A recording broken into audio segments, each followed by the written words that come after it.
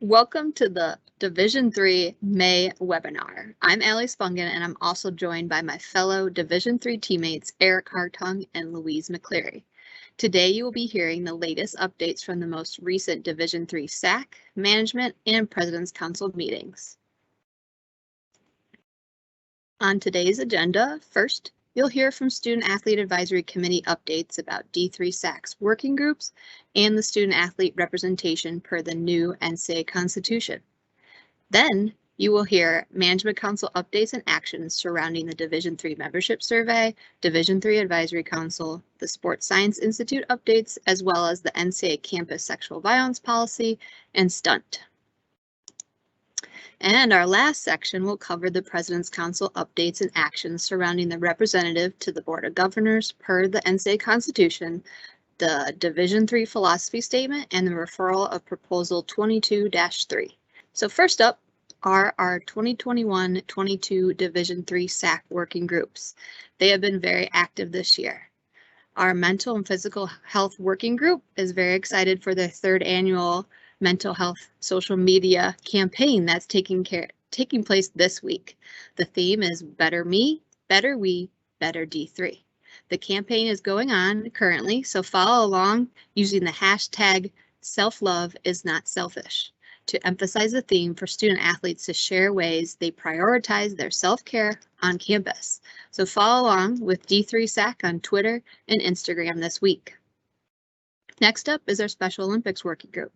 The working group has been engaged in the Decade Duel, which pits partner conferences against each other in a friendly competition to track campus participation in Special Olympics activities. The top 3 participating institutions will be featured in the NCAA Spotlight poll. The reporting participation has been low this year, so the committee has encouraged members to stress that the importance of Division III institutions submitting tracking data for all Special Olympics events. So if you need to put in some great Special Olympics activities you've been doing, please do so on our.org. And finally is our Diversity Inclusion Working Group. This group has been engaged in efforts for Black History Month and Women's History Month as well, via our Twitter campaigns, and SAAC encourages the following best practices to engage student athletes on topics of diversity and inclusion. They include Instagram Live sessions where interested viewers can watch on demand, potential podcasts to utilize student athletes' voices, and follow along on our D3 SAAC Twitter for more social media campaigns. Next up is our Pride Month in June, so follow along. Moving to student athlete representation, President's Council adopted non-controversial legislation to amend the council's composition to include 2 student athletes from Division III National SAAC. These 2 SAAC members will serve on the President's Council for a 1-year renewable term and will have voting rights, full voting rights, so each student will have their own vote on President's Council. SAAC will identify the representatives and request the President's Council Nominations Subcommittee to review, with subject to final approval by President's Council. Moving on to the process to select the Board of Governors representative, Division III SAAC is currently soliciting applications via NCAA Program Hub from the Division III membership. An email went out last Friday with more information. The application is open to former student athletes who have graduated within the last 4 years. The deadline to apply is Thursday, May 12th at noon Eastern. The SAAC Executive Leadership Group will review those nominations, share with the full SAAC roster to select its finalists, and request the President's Council Nominations Subcommittee to make the final recommendation with subject to full President's Council approval. Okay, thanks, Allie. The first slide up here is highlighting the Division III membership survey. This survey, as I hope you all know, was distributed back in February. We had an 83% response rate from our institutions and 100% from our conferences. So if you recall that this survey is designed to be soliciting 1 response per institution. And it was a lengthy survey, covered a number of topic areas, including budget and strategic planning, championships, legislative concepts, membership standards, And yeah, the waterfront was very, very broad, but really looking to gain that institutional perspective on a number of key issues that facing the division in 2022 as the new constitution is coming into play here and coming into reality come August 1. What it helped us to do in Division 3 was to identify a number of policy areas, initiatives, and potential bylaw changes. All of that information was captured in what we call our Division 3 bylaws, policies, and initiatives chart. And what we've done with that, and you're going to hear more about the advisory council coming up next, but this chart really helps to capture really what our to-do list is for the division in this coming year, or in this current year, I should say. That information is all housed on the President's Council homepage on ncaa.org. It's really a great resource. It'll tell you exactly what the area is that the survey highlighted, and that the council structure and committee structure want to take a careful look at.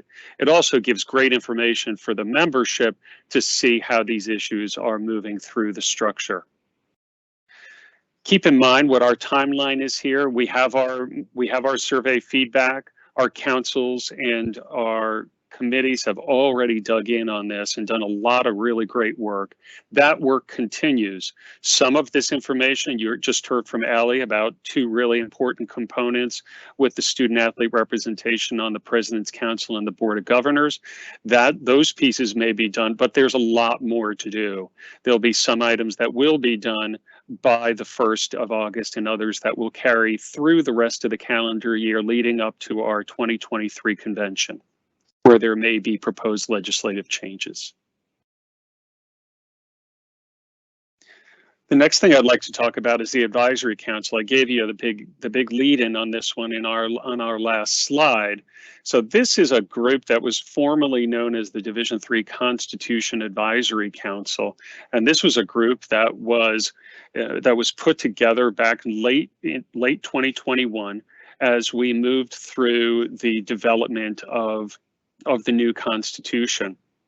And the role of this group has changed. And as the new constitution was adopted in January, what we now do is we've now taken this group and turned them into, just as the title of the group says, they've become advisory. And what they're doing is they are advising the management and President's Council, as well as the rest of the governance committees in, as you can see here, about implementation strategies on how to put into place these new constitutional requirements and to manage the review of those policies, initiatives, and bylaws that are captured in that chart that I referenced in a previous slide. This group has been very busy. They meet every 2 weeks, and 3 weeks actually is what the slide says. Meet every 3 weeks, and what they are really doing is making sure that all of that information in the chart is being managed properly and shepherded to the right places to make sure that this work gets done. A really great accountability tool here for our division.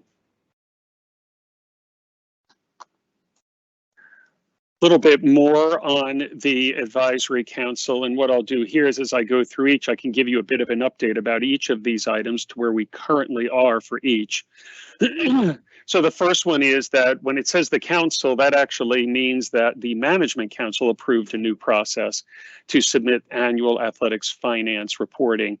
That's part of the new constitution, that all Division III institutions are required to submit athletics finance information to the NCAA. So we have a new process in place. You're going to hear a lot more about this as we move forward towards that window of opportunity opening to provide that information in the fall. But really, in short, there's going to be two ways to meet the requirement. One is to use our existing NCAA financial management system, and that is the system that about 40 to 50% of our Division III membership currently use to report on athletics finance, not financial aid, athletics finance information.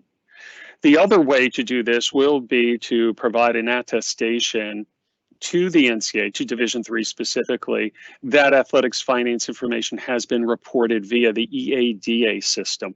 And we know that all Division III institutions are required per federal law to provide that information to the Department of Education. And this just gives another option. This is the second option on how to meet that constitutional requirement about the submission of athletics finance info. A review of the current composition and representation on the governance committees and councils. That's an ongoing project. We've put together a subgroup of the Management Council to take a deep dive on this, and there will be a report out to the council in July with some next steps mapped out from there. So more coming on this. Stay tuned. The elimination of the institutional and conference self-study guides. This came through in the membership survey. This was something that the membership indicated that they would like to see, this elimination. That was also picked up by the Advisory Council and Management Council. And I can give you this highlight that just 2 weeks ago, the membership committee, the Division III membership committee, did recommend convention legislation to remove the requirement to submit an institutional and conference self-study guide to the NCAA. The last bullet here is an examination of the social media bylaws for possible deregulation. Our Interpretation and Legislation Committee is hard at work on this one, and there'll be more information coming. There'll be a report out to our Management Council in July on the status of that. Yeah, we have a few more pieces from the Advisory Council. This first one here about considering a new requirement that Division III members in our new member process be a member of a multi-sport conference. That is something that the membership committee is working on right now, with the potential for a recommendation to Management Council to sponsor convention legislation to establish this as a rule for all new members coming into Division III. The second bullet here about the expense allocation policy and more funding for championships. Our Strategic Planning and Finance Committee is hard at work on this. Management Council already heard a report on this just just a few weeks ago. And this is continuing work. And again, more information will be coming out as we move towards our summer meeting. The same goes for the division's strategic plan. And this, again, is also under careful consideration as we align our strategic plan with the new reality of the new Constitution, as well as the reality of intercollegiate athletics in Division III in 2022. Our Championships Committee, along with Management Council, is also carefully monitoring the championships experience to ensure gender equity. Again, that's an ongoing project that you'll hear more about in coming months, as well as the examination of playing in practice seasons. This was an issue that was clearly identified on the membership survey. The Advisory Council has picked up on this. We have a subgroup working specifically on this. And then, of course, this is all headed up by our Interpretation and Legislation Committee. Again, a lot more to come. The discussion of graduate eligibility and redshirting in particular, this is something our Interpretation and Legislation Committee has been working on. Just recently at their last meeting, the Interpretation and Legislation Committee has issued a statement that as a committee, they will not be pursuing a recommendation to establish any kind of change to our current redshirting rule. So nothing coming from ILC. There's a lot more information they would like to collect, and very specifically, that information has to do with our philosophy statement. Louise is going to touch on the philosophy statement coming up in a couple of slides.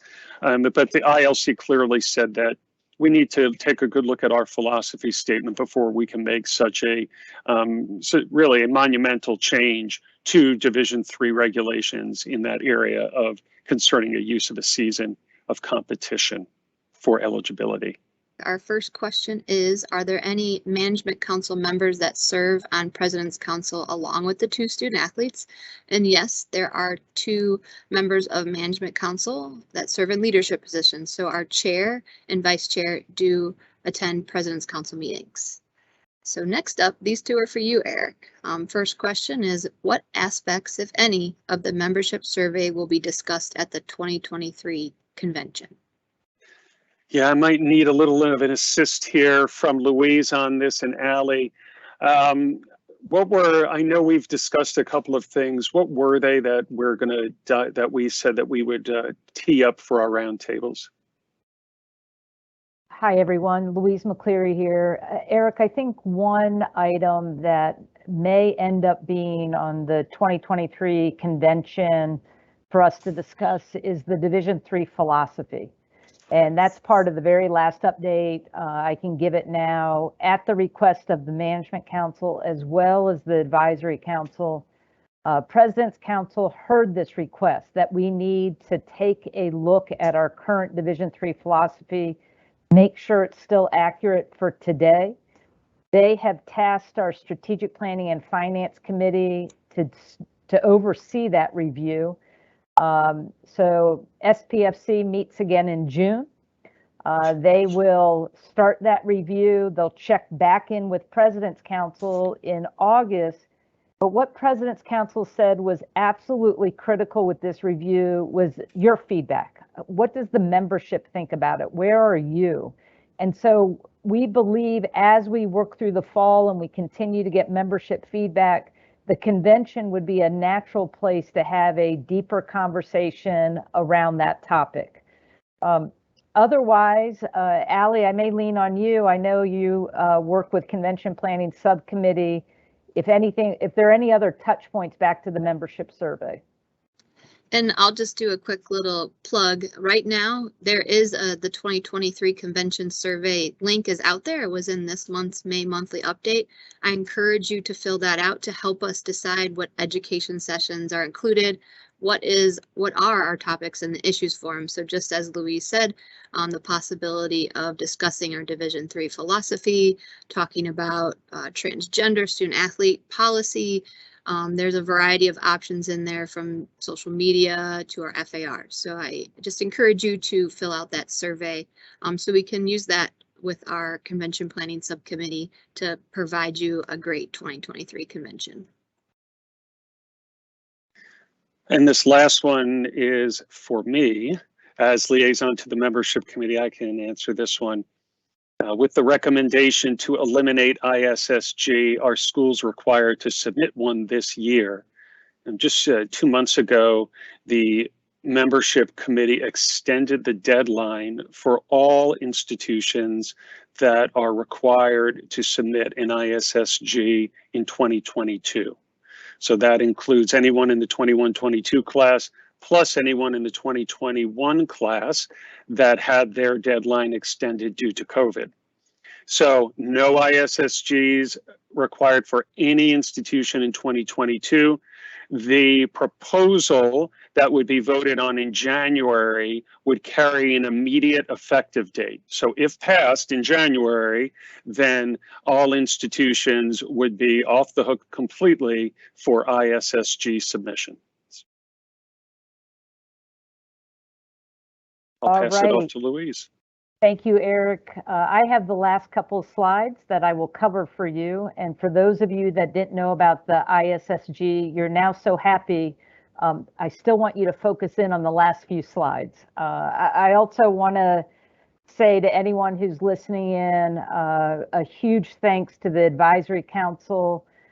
They have done a tremendous job of helping us navigate our Division III bylaws, policies, and initiative charts. So thanks to them. What you see on the slide, the Sports Science Institute, Dr. Hainline always comes and gives an update to both management and President's Council. I think one of the most important updates for you to hear is that competitive safeguards and the medical aspects of sport really has been looking at the NCAA's policy, especially at NCAA championships, around the use of cannabinoids. And to say, are we still today in a point where that current penalty structure is the best? And really what competitive safeguards did over a series of meetings to say, versus having student athletes who test positive for cannabinoids, to have a sanction for them, a better way to go is to educate and to treat the issue. And so they put before not only Division III, but the other divisions as well, non-controversial legislation that in essence would amend this drug testing policy for NCAA championships around cannabinoids. And what it does is it no longer has that sanction component to it, but instead it has a phased approach of education for student athletes who test positive. So while it was approved in concept during the April meeting, we anticipate Management Council will approve that in final concept during their July meeting, and that would have an immediate effective date. What's also interesting is that the Management Council, really our liaison on Management Council back to competitive safeguards, they asked that individual to have a further conversation to say, maybe now is the time for us to just stop testing for cannabinoids altogether at our NCAA Division III National Championships. Each division has that autonomy to determine what it wants to test for or not test for. So that will be a greater conversation. President's Council also heard that update. So we'll let competitive safeguards have that conversation. It will come back to the councils to let us know if that's a consideration that they're willing to move forward. So stay tuned on that. The other note you see on this slide is that the Sports Science Institute is creating a mental health advisory group. Division III will have representatives on it. As Ali already talked about, this week is our National SAAC's mental health awareness social media campaign. This is a priority for the NCAA. It always has been, but we know that if we can create this mental health advisory group, that will help us update all the resources that we provide to the membership. So it's just getting started, but we'll make sure to give regular updates back out to the membership as that group starts to meet and come up with different recommendations. The next slide is regarding the Board of Governors campus sexual violence policy. An email was sent out to presidents, commissioners, director of athletics, senior women administrators in mid-April, and it talked about this policy. The policy was actually created in 2017. In 2020, as you can see in the slides, the BOG expanded the campus sexual violence policy. And we've heard quite a bit from the membership as well as our Management Council concerned with those additional requirements that take effect starting next year. So as you see on this PowerPoint slide, we had an education session in 2022. I believe we also had one in 2021. But what we asked a small subgroup of Management Council was really to look at these additional requirements. This is a Board of Governors policy, so there is not autonomy from Division III or the other divisions to say, we don't want to follow that policy, or that policy does not necessarily align with what we're trying to do in Division III. So this small subgroup of Management Council took a different route. There's already many resources on NCAA.org. There's a frequently asked questions document, but they also said, can we come up with additional talking points for Policy 4, Policy 5, Policy 6, the new requirements that will allow athletic directors to have better conversations on their campus with their legal counsels, Title IX officers, and presidents. That information has been sent out. Hopefully that is helpful. What I would say to you as you are preparing for next year and these expanded policies, more than likely our 432 institutions in Division III will have a slightly different approach to fulfilling this policy. And that's okay. What's most important is that the president, athletics director, and the Title IX coordinator are on the same page to say, we are doing everything within our mission, within our state regulations to comply with these additional requirements. And then the very last slide, we've touched on some of these things, but the key updates coming out of President's Council, as Ali mentioned, part of the new Constitution is to select a student athlete who's graduated within 4 years to the Board of Governors. Well, we also need to find a new process to have a Division III President's Council representative on the Board of Governors. Our President's Council developed that new process. It's in motion right now, and we anticipate naming that new representative from our Division III President's Council to the Board of Governors by June 1st. Also, we've talked about it a bit, so I'm going to skip over bullet point number 2 regarding the Division III philosophy statement. I already mentioned that President's Council agreed what they heard from Management Council and the Advisory Council, that we needed to take a really an in-depth look at this with membership feedback to determine either it's still in the right spot or we need to update it, knowing where Division III athletics is today. And then the last one, which I think is important, and it also has been touched upon, the referral of proposal number 2022-3, which dealt with redshirting in some manner. It was about when a season of competition was triggered. ILC, as you heard, decided that they were not going to make a governance proposal. Part of the referral was that it needed to go back to President's Council. President's Council heard that. They agreed with the outcome from ILC. And that does not mean that the original sponsors can't reintroduce the proposal again for the 2023 convention. Right now, all 3 divisions do have testing at national championship for cannabinoids. And so similar to Division III, they were all asked to take the same non-controversial legislation about changing the penalty structure. Division III Management Council went a step further to say, should we just eliminate the testing? And that's a to be determined. Along with Allie and Eric, we wish you all the best as you wrap up your spring semesters. And we look forward to seeing you hopefully sometime in person in the near future, but if not, on next month's webinar. And the last question, I got to put my glasses on.